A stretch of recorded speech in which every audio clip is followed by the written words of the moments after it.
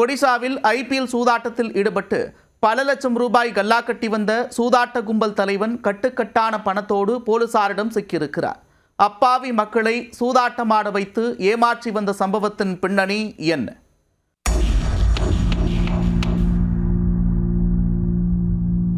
Cinema பட பாணியில் IPL bedding விளையாடி பல கோடி ரூபாய் பணம் பார்த்த சம்பவம். போலீசார் வேட்டையில் சிக்காமல் தப்பிய கும்பல். முக்கிய குற்றவாளி அளித்த திடுக்கிடும் வாக்குமூலம். நடந்தது என்ன?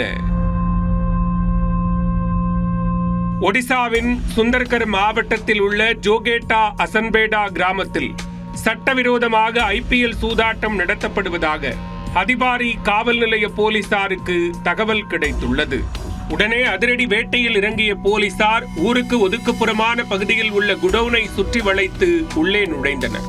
போலீசாரை கண்டதும் அங்கிருந்த கும்பல் ஆளுக்கொரு மூலையில் தெரித்து ஓட அதில் கஜேந்திரா என்ற ஒருவரை மட்டும் துப்பாக்கி முனையில் பிடித்தனர்.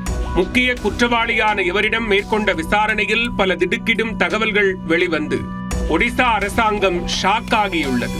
வைராஜாவை திரைப்படத்தை போலவே ஐபிஎல் கிரிக்கெட் போட்டிகள் மீது பணம் கட்டி மெகா சூதாட்டத்தில் ஈடுபட்டு பல கோடி ரூபாய் பண பரிமாற்றம் நிகழ்ந்துள்ளது.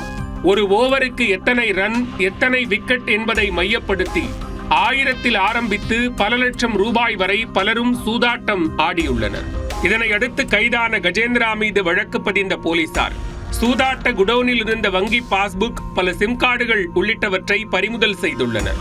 மேலும் பல லட்சம் ரூபாய் மதிப்பிலான சூதாட்ட பணத்தையும் பறிமுதல் செய்தனர்.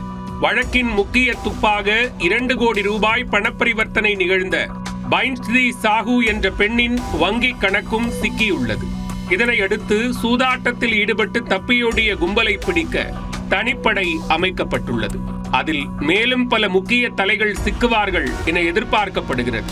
விசாரணையின் முடிவில் எத்தனை பேர் சூதாட்டம் ஆடியுள்ளார்கள், எவ்வளவு கோடி ரூபாய் பண பரிமாற்றம் நிகழ்ந்துள்ளது என்பது குறித்து தெரிய வரும்.